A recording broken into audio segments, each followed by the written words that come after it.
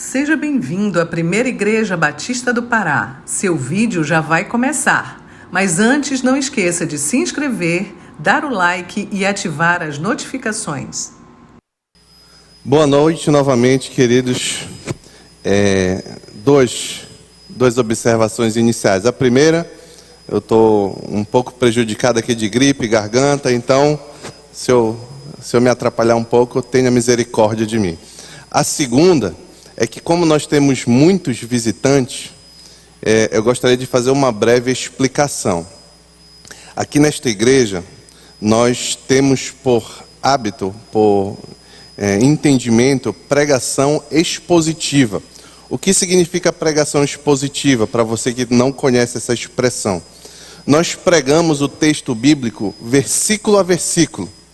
Se hoje, por exemplo, no último culto, eu preguei, o último culto que eu preguei aqui no sábado, eu preguei 1 Coríntios capítulo 7, verso 1 e 2. E aí, hoje, teve uma interrupção por causa do EJC, mas hoje que eu volto a pregar, eu vou pregar 1 Coríntios capítulo 7, a partir do verso 3. E por que eu estou esclarecendo isso? Por que nós fazemos isso? Porque entendemos que é a melhor forma que homens de Deus na história da igreja expuseram a Bíblia Sagrada. A palavra diz que todo o conselho de Deus tem que ser exposto, ou seja, toda a Bíblia tem que ser pregada, e é uma forma de conseguir isso. E uma outra grande vantagem é que o pregador não escolhe o assunto do sermão. Por exemplo, o que eu vou pregar hoje eu não escolhi, não. Hoje eu não acordei e disse assim, até porque para preparar uma pregação expositiva você precisa vários dias de antecedência. Mas no dia que eu fui começar a preparar, eu não disse, vou pregar tal assunto. E aí escolhi um texto e preguei. Não, eu prego o que vem na sequência e tenho que estudar e trabalhar naquilo que vem na sequência, independente do que eu queira ou do que eu não queira. É assim que nós entendemos que é a melhor forma nessa igreja.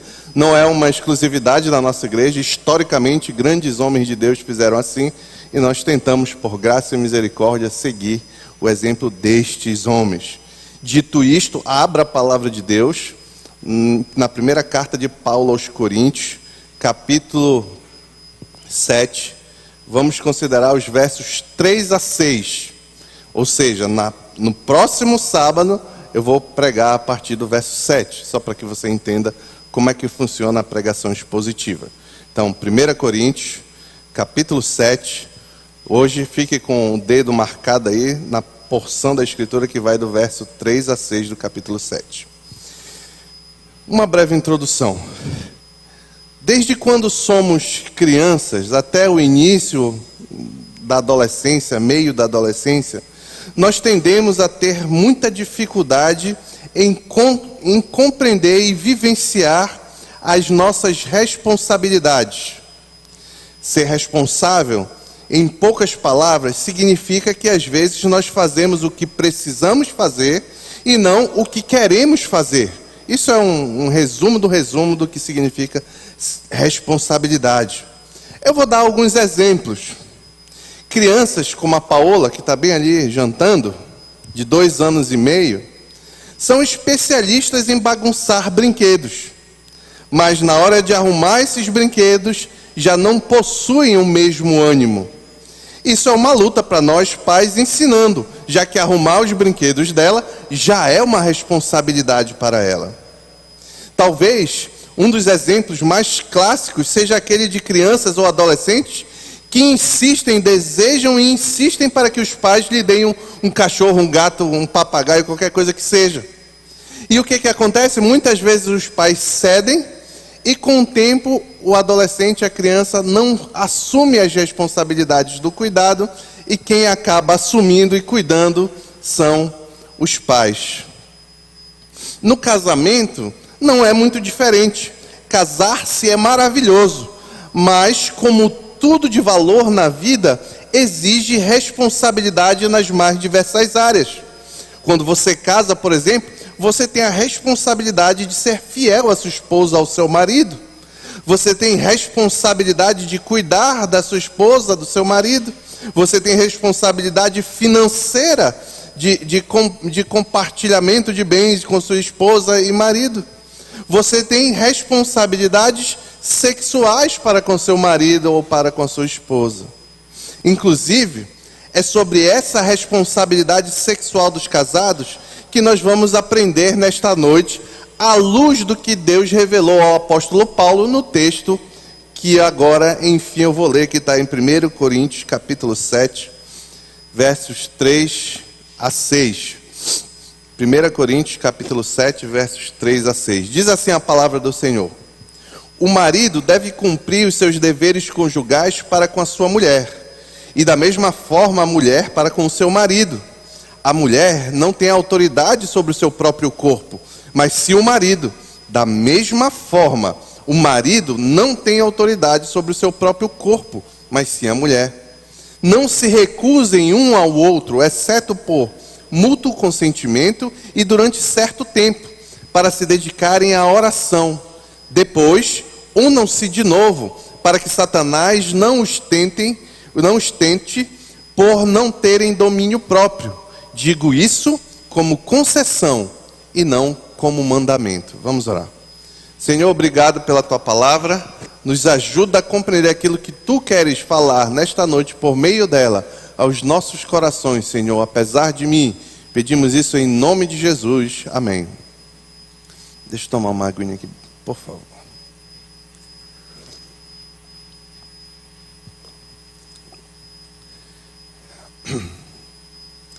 Quando nós consideramos os 4 primeiros capítulos desta carta, olha, que inclusive quem esteve na vigília ontem teve uma pergunta sobre isso lá.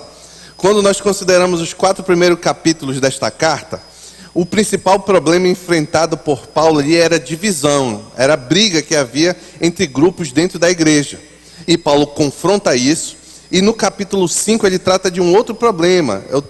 Para você que não está familiarizado, eu estou dando um apanhado geral bem resumido para chegar no contexto da nossa passagem de hoje. No capítulo 5 de 1 Coríntios, Paulo tratou de um escandaloso caso de incesto, em que um rapaz tinha caso com a mulher do pai, e a igreja não fazia nada. Paulo confronta a igreja dizendo que eles deveriam abandonar a igreja, deveria abandonar essa atitude orgulhosa de não confrontar o pecado, deviam se quebrantar, se entristecer diante da realidade do pecado no meio deles e disciplinar esse jovem pecador. No capítulo 6, Paulo reprova com um comportamento que surgiu ali na igreja de Corinto, de irmãos da mesma igreja que uns processavam os outros diante das autoridades pagãs, das autoridades do mundo. E aí, no capítulo 6, já se aproximando ao nosso texto, no verso 12 a 20, Paulo volta a atenção total dele contra o pecado da imoralidade sexual. E ele aconselha que todo cristão deve fugir da imoralidade sexual. E para justificar essa fuga, ele dá 3 razões. A primeira é que o corpo do crente é unido a Cristo. Sobrenaturalmente, o crente tem o corpo unido de forma extraordinária ao Senhor Jesus Cristo. Segundo, diz que porque o corpo do crente é habitado pelo Espírito Santo. E terceiro, porque o corpo do crente foi comprado por um alto preço, o preço do Cristo. Cristo entregou seu corpo, sua vida na cruz do Calvário, para comprar, adquirir para ele um povo, e esse foi o preço que foi pago. Ou seja, como muitos dizem, a salvação é pela graça de Deus, mas ela não foi de graça. Um alto preço foi pago para que nós a recebemos pela graça. Como consequência, então, dessas verdades sobre o corpo do crente, Paulo concluiu comandando que a igreja, os irmãos na igreja de Corinto, usassem seus corpos para a glória de Deus. Como ele diz em 1 Coríntios 6:20, você deve me acompanhar na sua Bíblia, para que eu não engane você, para que você não corra o risco de ser enganado por alguém que diz algo que está na Bíblia que não está. Então acompanhe na sua Bíblia. 1 Coríntios capítulo 6, verso 20. Qual é o comando de Paulo? Glorifiquem a Deus com o seu próprio corpo. Porque o corpo do crente é unido a Cristo, é habitado pelo Espírito Santo e foi comprado pelo sacrifício de Cristo. Então nós devemos, como cristãos, usar o nosso corpo para glorificar o Senhor Jesus. E aí, chegando no capítulo 7, que é o capítulo que nós estamos considerando, Paulo combate uma reação equivocada, equivocada daqueles irmãos quanto a esse ensino da fuga da imoralidade sexual. O que eles fizeram ali na igreja de Corinto? Para fugir da imoralidade sexual, para não ter risco de praticar a imoralidade sexual, eles resolveram abster-se de casar, ou seja, já que é para fugir, ninguém casa mais, que é para não ter relação sexual, e também aqueles que já eram casados decidiram que não iam ter mais relações sexuais com os seus cônjuges. No caso aqui, historicamente, eram os homens que decidiram que não iam mais se envolver sexualmente com suas esposas. Só que esta reação foi equivocada. Ela refletiu um entendimento errado deles. É isso que nós vamos ver, nós começamos a ver na mensagem passada e vamos continuar vendo hoje. Quando Paulo vai orientar a igreja quanto às responsabilidades do marido e da esposa no que tange a sexualidade.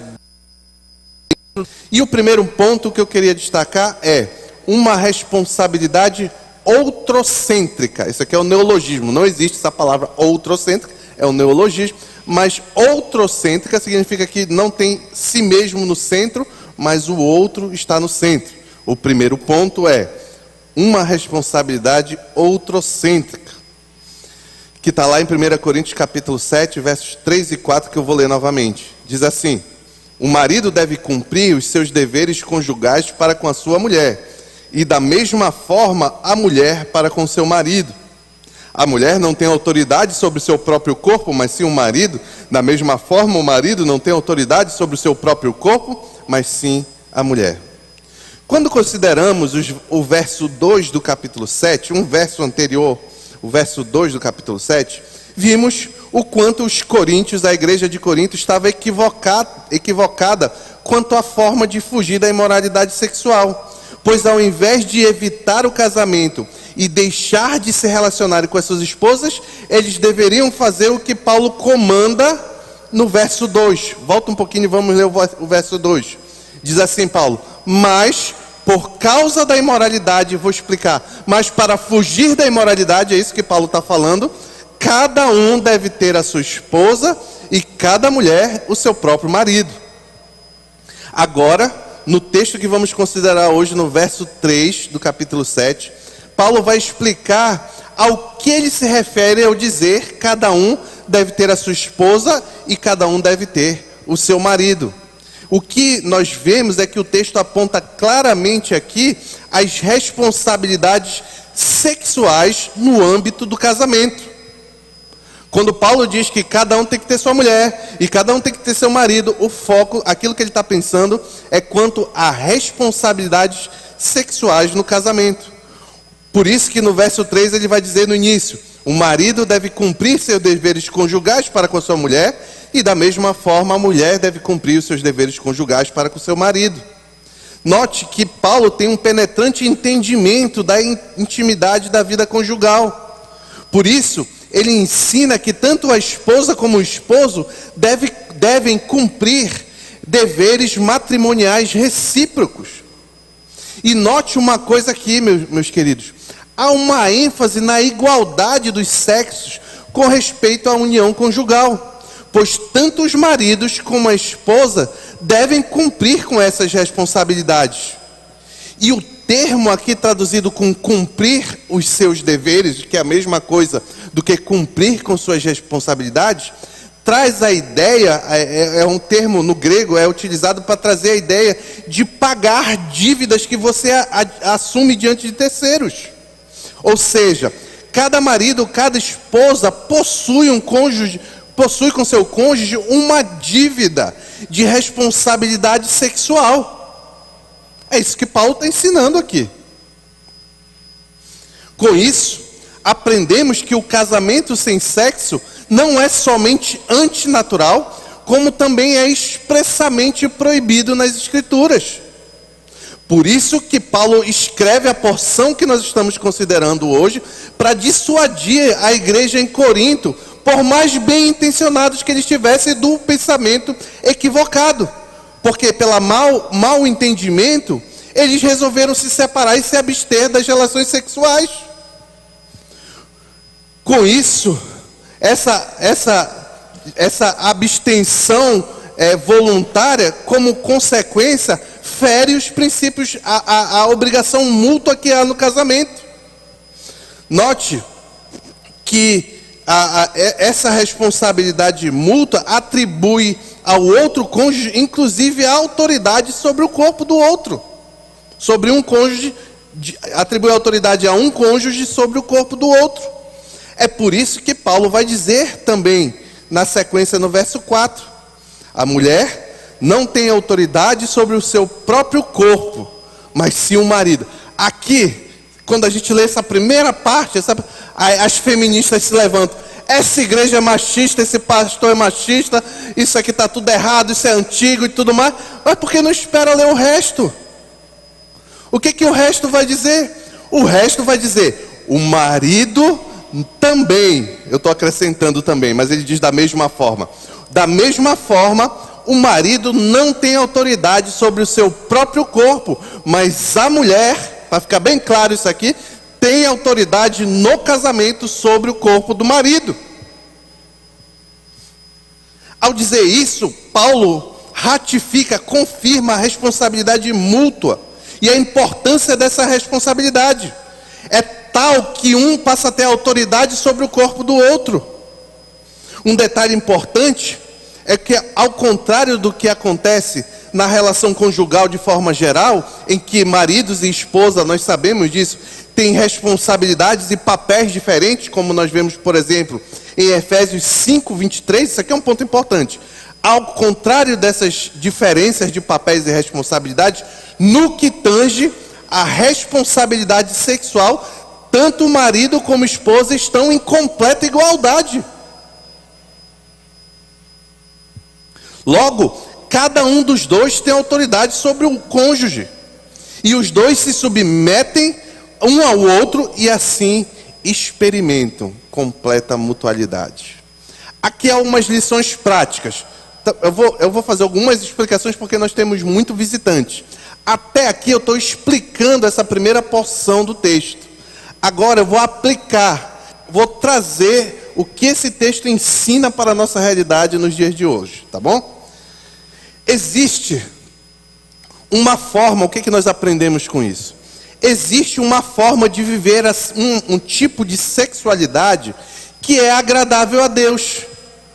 Qual é a forma, pastor? Como eu posso viver a minha sexualidade de forma a agradar a Deus? Nós vemos no texto, com igualdade e mutualidade dentro do casamento, olha, o texto foi muito claro, entre um homem e uma mulher. Quer saber como agradar a Deus no casamento? Quer saber como agradar a Deus na sexualidade? Pois é dentro do casamento, entre um homem e uma mulher. Isso aí não poderia ser mais claro. É assim que a palavra de Deus nos ensina. O casamento, talvez você não saiba, nós vivemos numa sociedade que tem muitos entendimentos equivocados quanto ao casamento, mas dentro do casamento, entre um homem e uma mulher, o sexo glorifica o nome de Deus. É agradável a Deus quando o marido tem relações sexuais com a sua esposa. E, claro, a Deus. E por isso, por ser agradável a Deus, no casamento o sexo é um compromisso santo.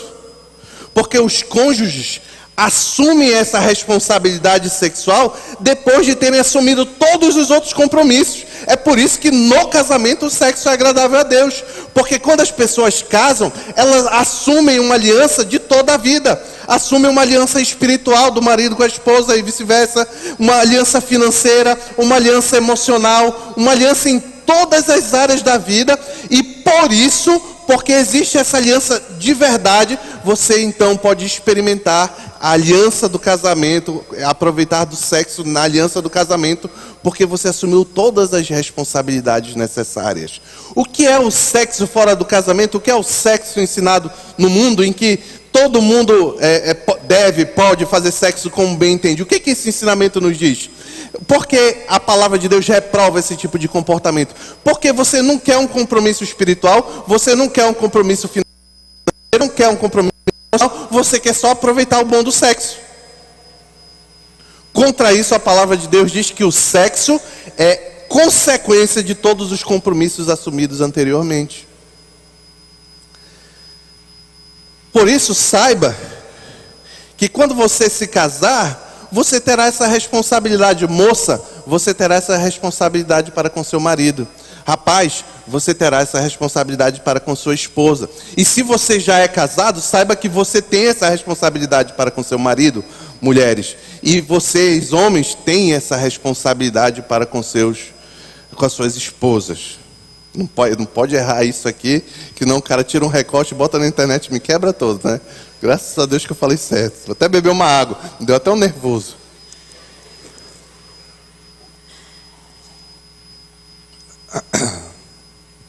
Outro detalhe importante que nós devemos aprender é que o marido possuir autoridade sobre o corpo da esposa não é machismo.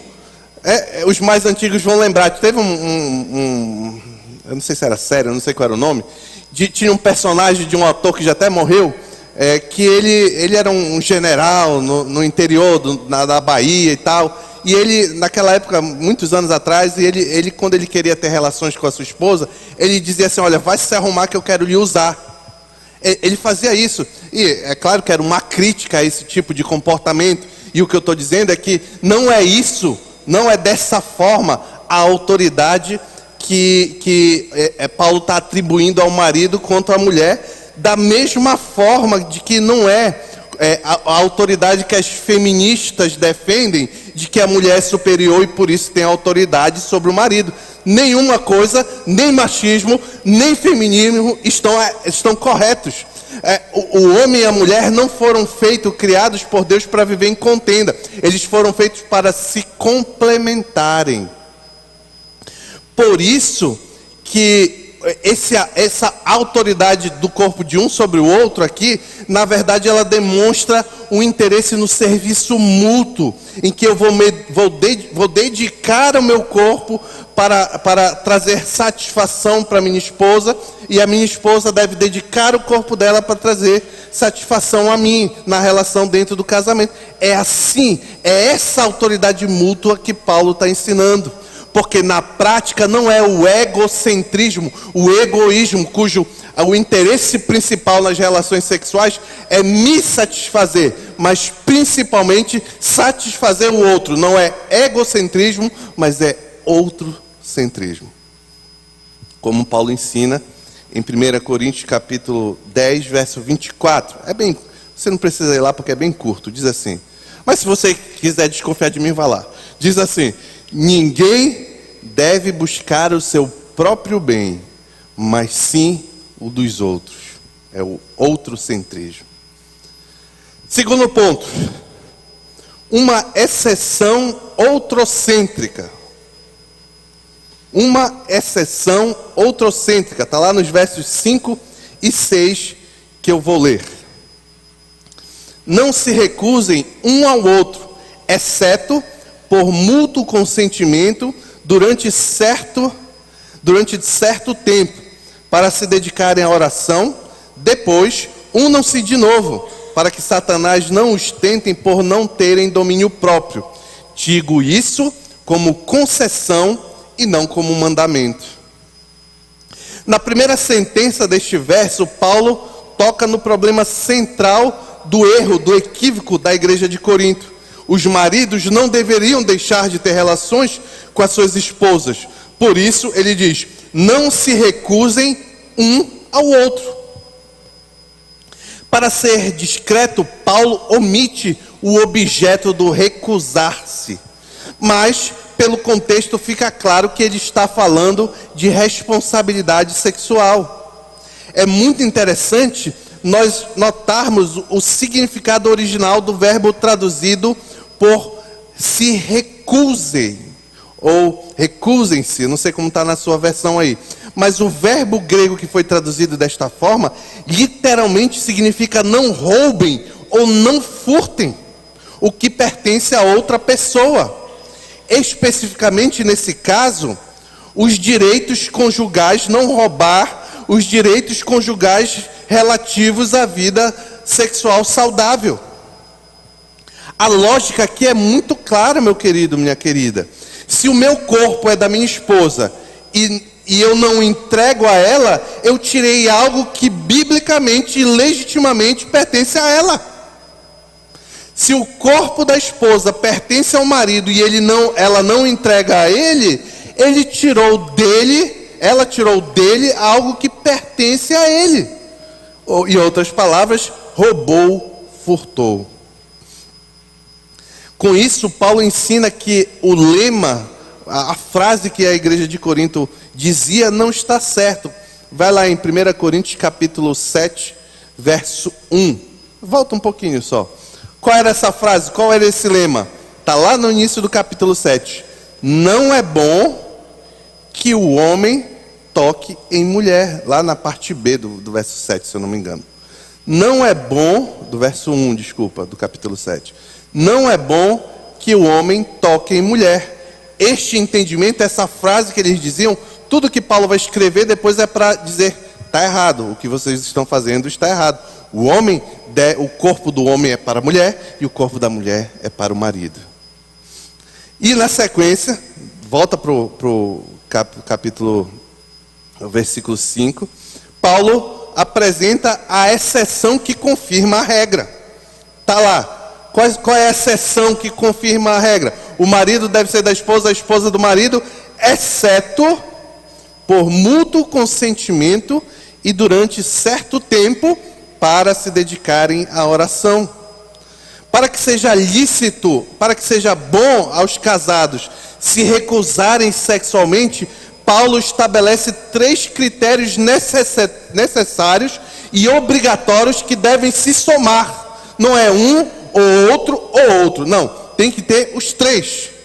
E ele vai dizer quais são os 3 critérios. Primeiro, tem que ter mútuo consentimento, para que um casal casado deixe de ter relações sexuais, com uma frequência saudável, é claro, aqui ninguém está falando de absurdo aqui, tá certo? O casal deve estar de mútuo acordo, não basta apenas um ter vontade e o outro não. Mas não basta apenas a mutualidade, existe um segundo requisito, que este deixar de ter relações tenha uma duração de tempo certo, determinado. Essa abstinência deve ter prazo final estabelecido, porque se não tiver, a exceção pode vir, é o que Paulo está falando aqui. E somado a esses 2, mútuo consentimento, duração, prazo determinado, existe um terceiro requisito. Por quê? Para se dedicarem à oração. O tempo acordado e determinado de abstinência deve ter uma finalidade específica, a oração.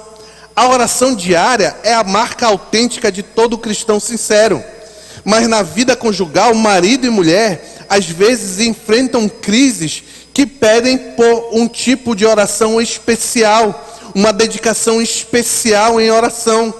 Por exemplo, vamos imaginar casais que passam por grandes dificuldades financeiras, sociais, de saúde, espirituais, etc. E ali naquele tempo eles decidem mutuamente parar temporariamente de ter relações sexuais para se dedicar a clamar ao Senhor para ajudá-los naquela situação difícil.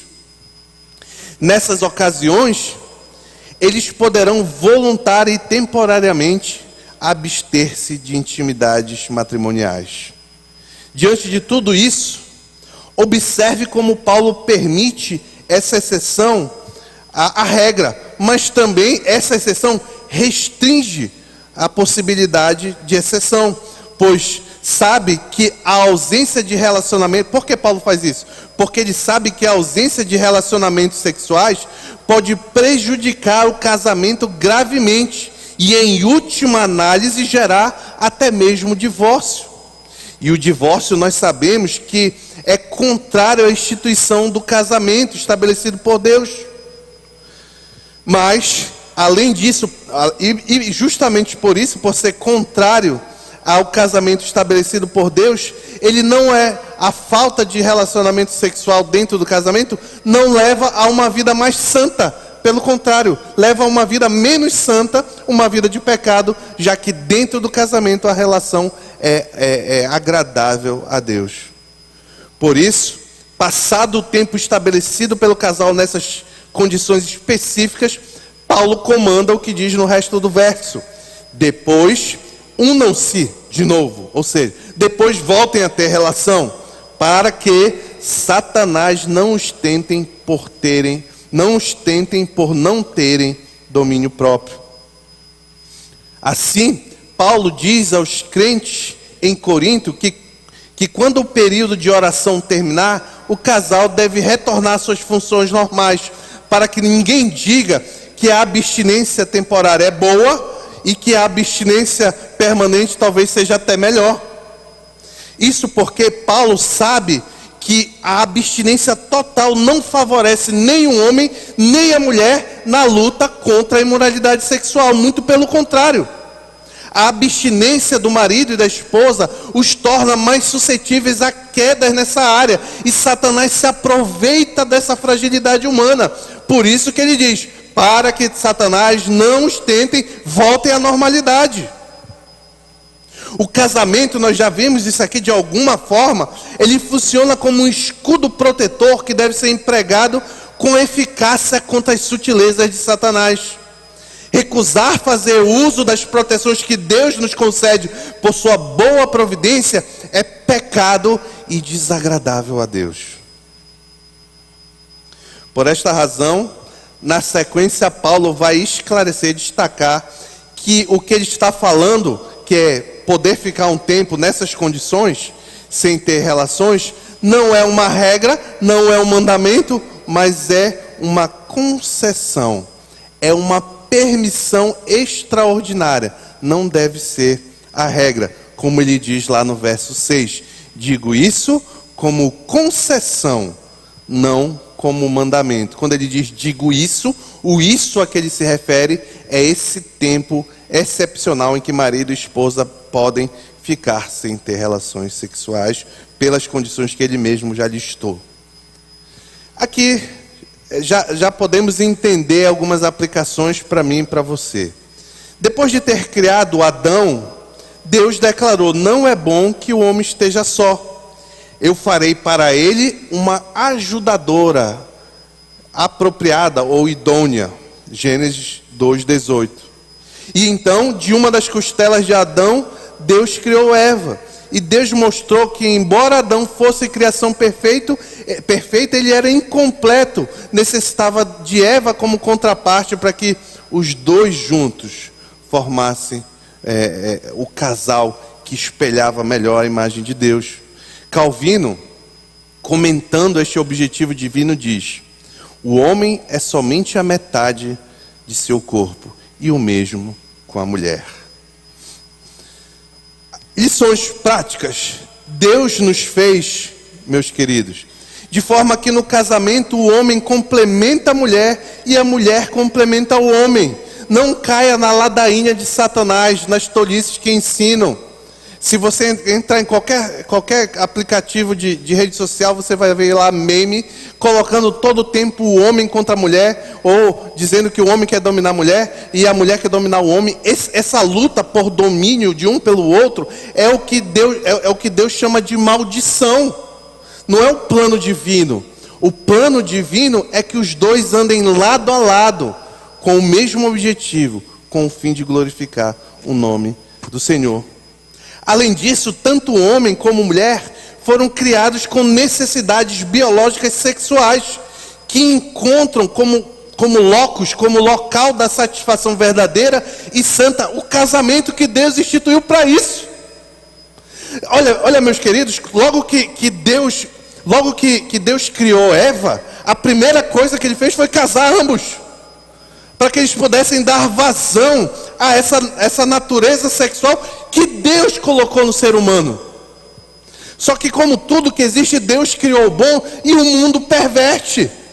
Nós somos chamados a sermos diferentes, andarmos em santidade naquilo pelo qual Deus nos criou. Então, no casamento, essa satisfação sexual mútua, que é natural a nós, é santa e agradável a Deus. É claro, meu querido e minha querida, que nós não somos ignorantes e tolos. Existem exceção, além da que Paulo diz, por exemplo, em marido ou esposa que tenha algum problema temporário ou mesmo permanente, que adquira algum problema de saúde, que impeça então a sexualidade. Aí é outra coisa. Paulo está falando da regra geral, e abriu uma exceção muito específica, mas nesse caso, por exemplo, o marido não pode ter relação por algum problema de saúde. Já, primeiro, não depende dele. Segundo, o princípio, quando você há dilemas quanto a valores morais, o valor da preservação da vida é superior ao valor do cumprimento de responsabilidades sexuais. Então aqui é apenas um exemplo, tá certo? Então existem exceções em caso de saúde que seja impeditivo disso. Então é natural que não vá se fazer nessa condição. No entanto, se não for nessas ocasiões, a abstinência forçada e permanente dentro do casamento é contrário ao desígnio de Deus e pecaminoso. Forçado no sentido, o marido diz eu não quero, ou então a mulher diz eu não quero. Então não é por mútuo consentimento, mas é forçado. Nesse caso é pecaminoso. Aqui também há um princípio, já estou mudando completamente de assunto, tá? Aqui há também um princípio que pode ser aplicado de forma mais geral, que excede apenas o ambiente da relação sexual. Se o corpo do marido é para a esposa, o que Paulo está ilustrando o que é? Que o marido é um dos deveres matrimoniais dele servir a esposa com seu próprio corpo, e a mulher servir o marido com seu próprio corpo. É claro que isso tem outras implicações secundárias. Não sei quantos são casados aqui, mas muito cuidado. Existe casos, isso aqui é uma luta, inclusive para mim isso aqui é uma luta. Existe casos que às vezes o cara casa, aí pronto, eu casei, aí eu andava todo ajeitado, eu malhava, fazia dieta e tal. Aí casa, o cara se avacalha completamente, engorda 30 quilos, se acaba, eu não vou falar fica careca, porque isso aí não é opcional, isso aí vai caindo e não é, desculpa meu amor, não posso fazer nada. Sim, mas o ponto aqui, tanto para os rapazes e para as moças, se você já é casado, serve para você, principalmente, mas se não é, não seja daqueles que só se cuida quando é solteiro, porque está na pista, né? E depois quando casa, não está mais nem aí, avacalha tudo. É o contrário o princípio bíblico. O princípio bíblico é que quando casa, você deve se dedicar mais. Porque agora o seu corpo não é seu, é dela. O seu corpo não é seu, é dele. Se nós fazemos, nos cuidamos, nos ajeitamos, fazemos isso, aquilo. Eu sou péssimo nisso aqui. Meu irmão, isso aqui é pregação expositiva na veia. Porque quando chega o texto, se fosse para escolher, eu jamais escolhia pregar isso. Porque a minha esposa quer que eu me arrume mais, eu tenho preguiça de me arrumar. Então, mas quando vem eu tenho que aprender. Eu prego para você, mas prego para mim também. Então mas quando eu era solteiro, infelizmente quando eu andava no mundo, eu me arrumava, eu metia o perfume, eu malhava. Eu não posso malhar tanto hoje, porque muitos sabem que eu tenho problema de saúde. Mas antes eu malhava bastante. E aí eu me ajeitava, fazia isso. Agora não, né? Agora pega a primeira roupa que vem em cima. Isso é uma luta para mim. Falo com vergonha diante dos irmãos. Mas serve para o nosso aprendizado. Se nós fazemos temos esse comportamento quando somos solteiros, ou quer ver quando o camarada está namorando.